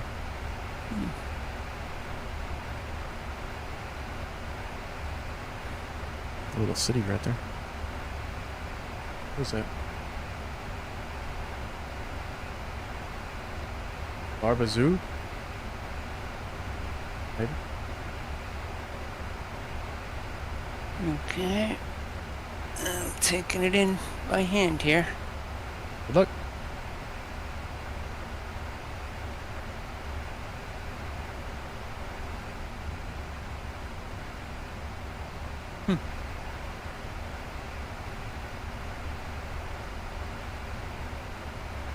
Touch and go.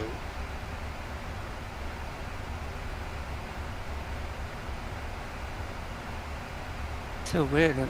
I took it off autopilot, but it seems to be descending gently towards the runway. Right on line. Oh, there it goes again. Too low terrain.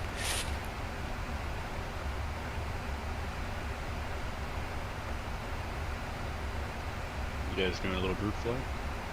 Yes, we Yeah, are. I can actually see it. Where Actually, at? On it's our Sunday night stream.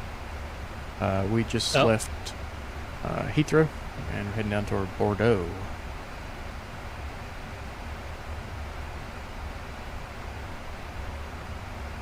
Which C-17 do you have, Eddie?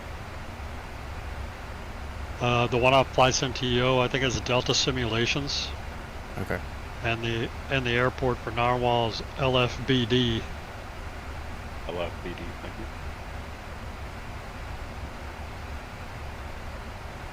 Alright, coming up on 10,000 feet. Let's go ahead and get our landing lights on, and we'll go ahead and turn our runway lights on too.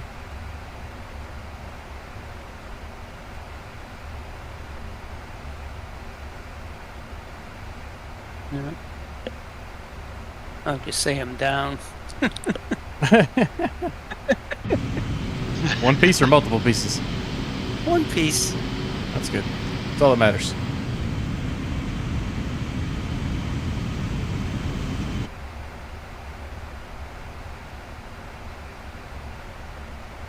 Level off and drop to 240. LFBD, that is. Oh, the home of the main Airbus factory. Really? I didn't know that. Was it, I thought that did was Toulouse.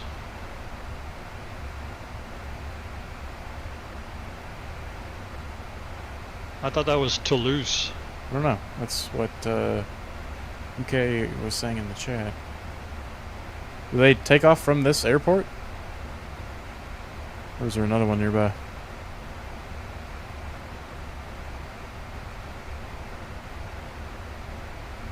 I assume they take off from here since you're saying it's the home of the Airbus factory, but I just randomly picked it.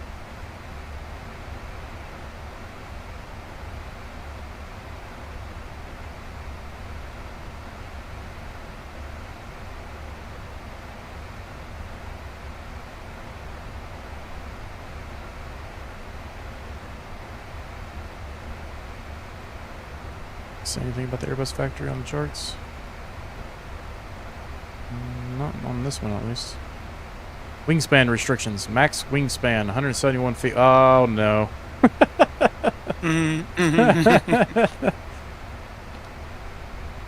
And late now. Yep.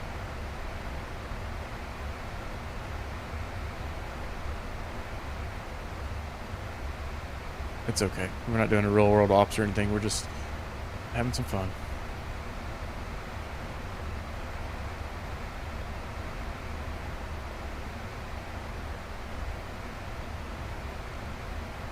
Okay.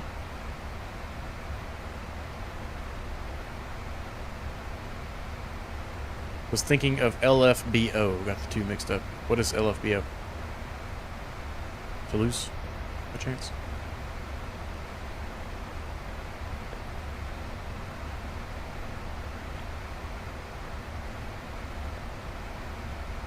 Left front body odor. It's very specific. Yep. I'm ready.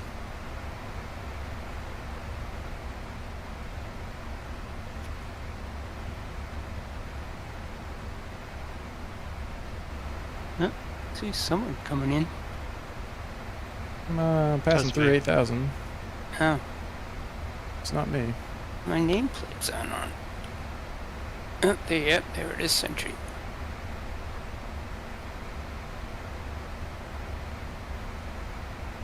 Oop.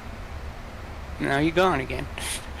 We want to Yeah. get flaps 15 right at 15 because we're kind of doing a dog leg here, so we'll start pulling flaps in at the 15 outer ring.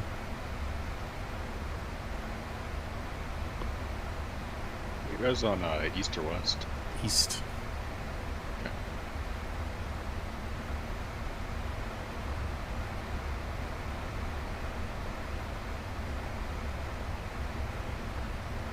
Couple of bridges that are modeled down there.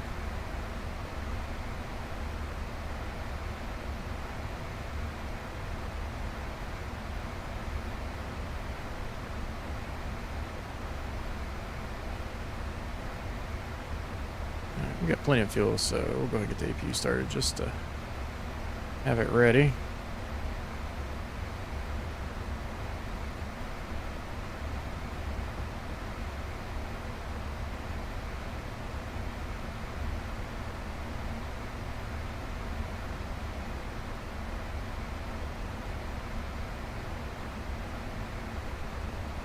And FF29, we're going to 170. So there's our next waypoint right there. So we can go ahead and start pulling in a couple flaps here. Ooh, actually we need to slow down just a touch.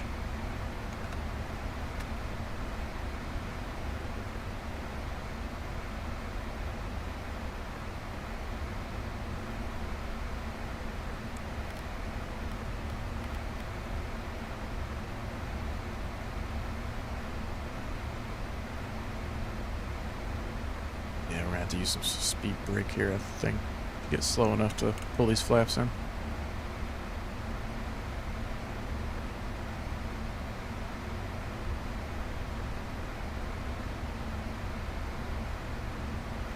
Nice big slippery airframe. Airframe. I think I said airframe. Airplane. Airframe. Push flaps 5.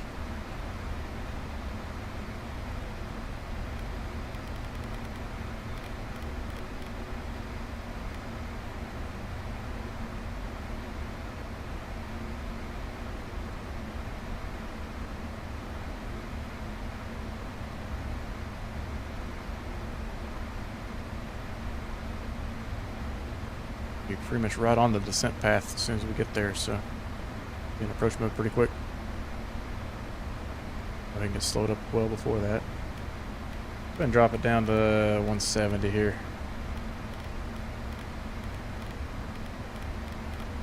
Let's get a little ahead of the curve. I don't like being behind on this aircraft.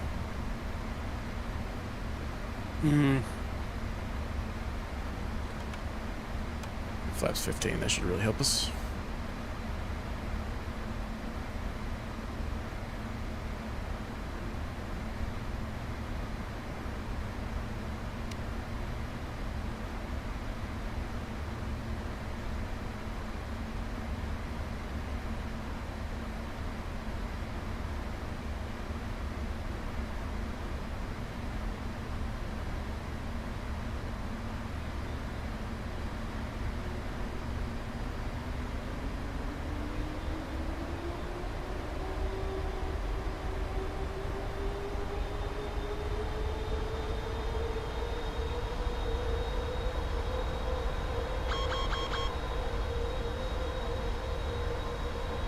Speed brake alarm. Reset that.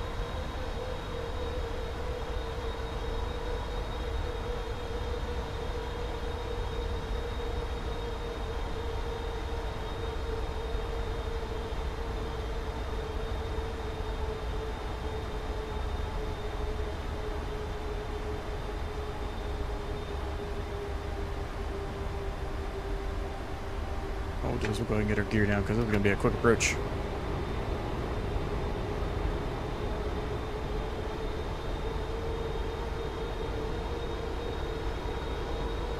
Minimum is 360.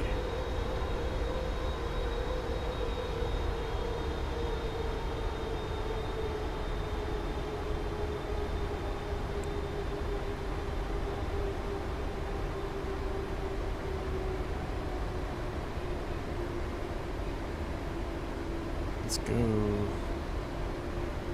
It's 20.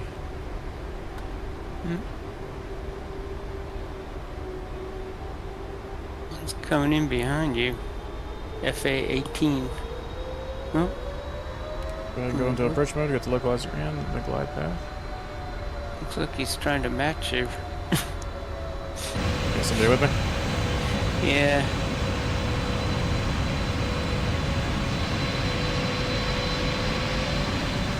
No, he's at 5,000 feet. You're at 3,000. He's at 6,000 now. This speed Gotcha. going up. I had a Rafale come visit me en route.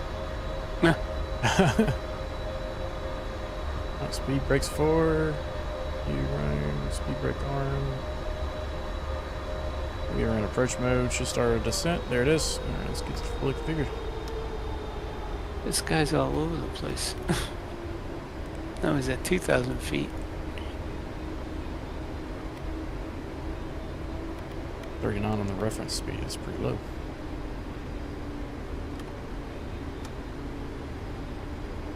So we'll do 144.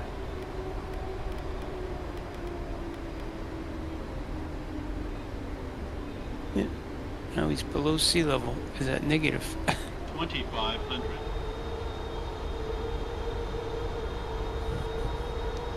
Alright, let's get our pins. Very pretty approach. Pretty cool Found that right. city. Yeah, this layout around here is pretty neat. Yeah. Alright, we are fully configured and ready to land.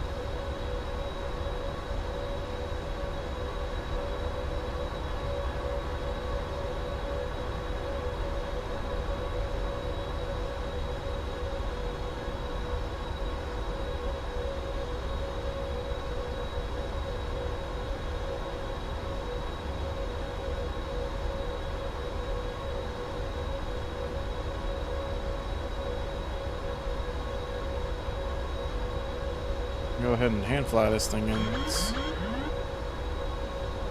It's nice and calm right now. Yeah, there goes whoever that was. Yeah. Gamer tag is got Wifty.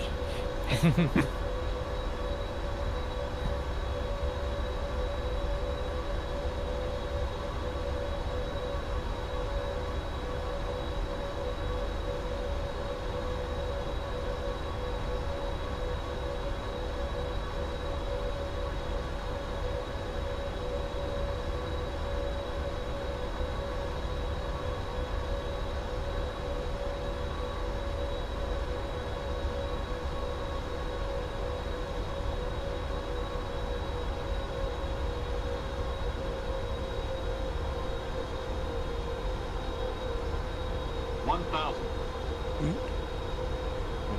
feet.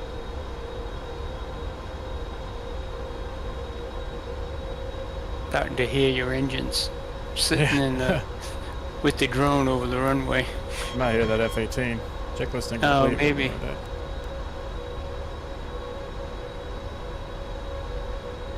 I'm getting close though. Yeah, 2.5 miles. I see. Yeah. You guys are on top of each other. I can't distinguish you anymore.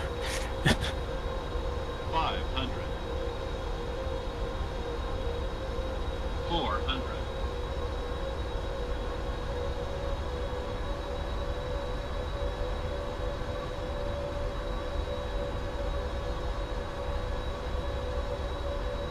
I hope he gets off the runway quickly. Oh Approaching. yeah, minimum. he's down in front of you. 200. Minimums. Continue. Oh yeah, there he goes. Yeah, 100. just went under me. 50. 30. 20. 10. 5.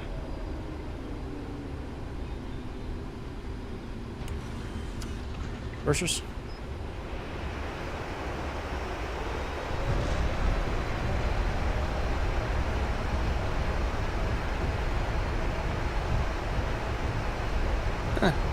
Plenty of space. Oh yeah, we may have to go down and turn around though. Yeah. 60. Bursars off. Braking. All the brakes disarmed. Alright, we'll go down here and turn around.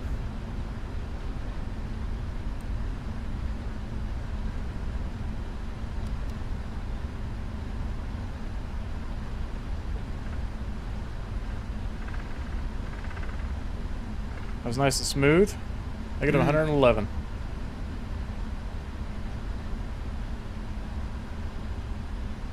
See if we can get this beast turned around here. I was just gonna say, I don't know if you got enough room to turn that around.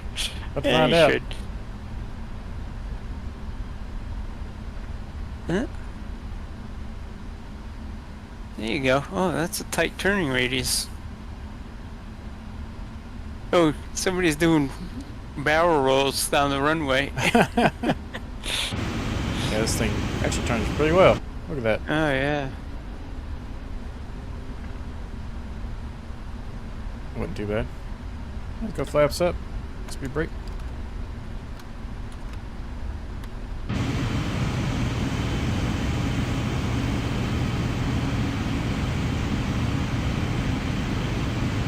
All these floating lights around here that I'm about to go take out.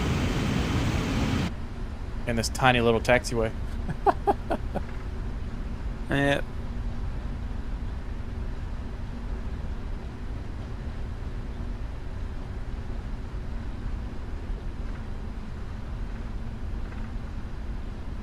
This airport was not built for this airplane. That's for sure.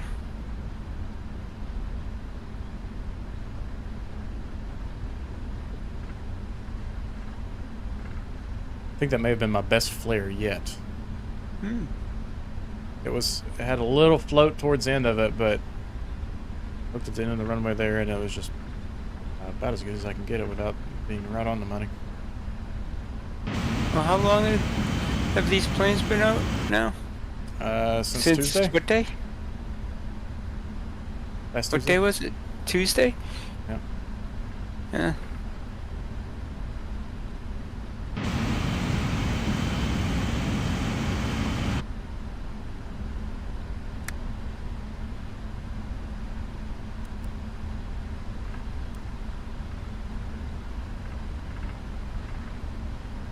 Now the next challenge is going to be finding somewhere to park this behemoth. Yeah. I'm only seeing one other jet bridge over here on Ron's left.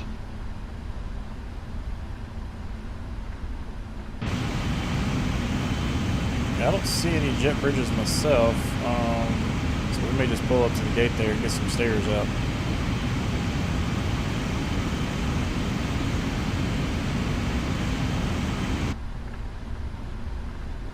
See anybody taking off or landing on this runway. Second tail. This airport's pretty quiet. For the most part, yeah.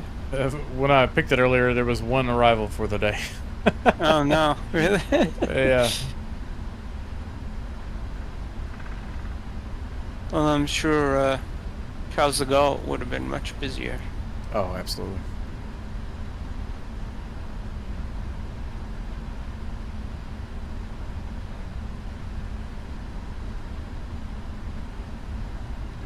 We brought more airplanes in here in the past 10 minutes than it's had all day.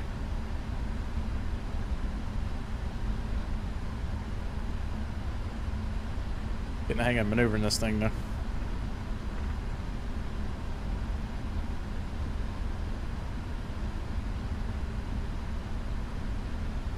It's weird, my plane is cold and dark, but it still has the red and green lights on it.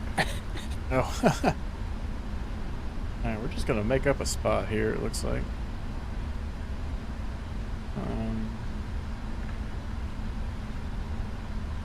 Look, as good a spot as any. Yeah.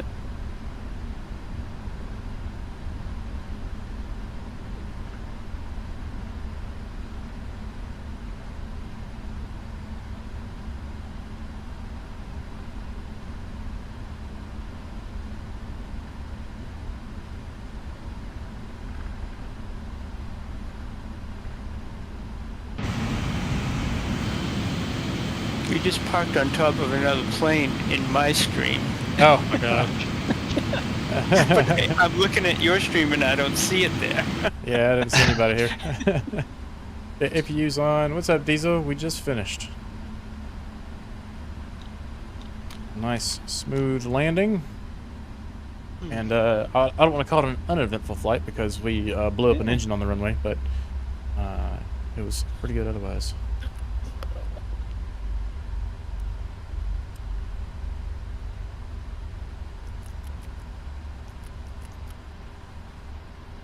I love this storm button.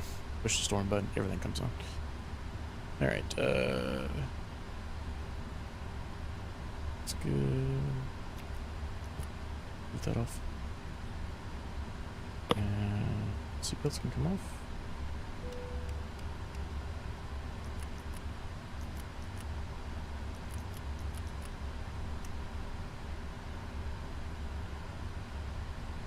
Let's go ahead and get some ground equipment here.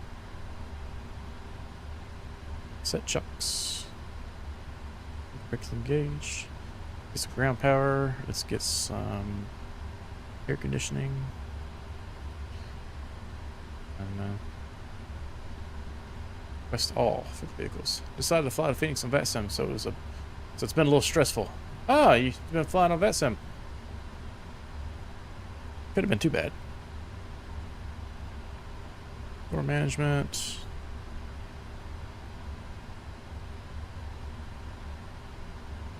Wait, close. Should be opening.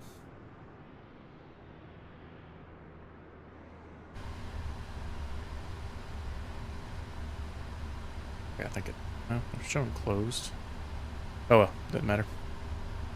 Alright, welcome to Bordeaux. Hey guys, I appreciate you all joining. Diesel, unfortunately, you just missed the landing. We'll catch you next time, hopefully.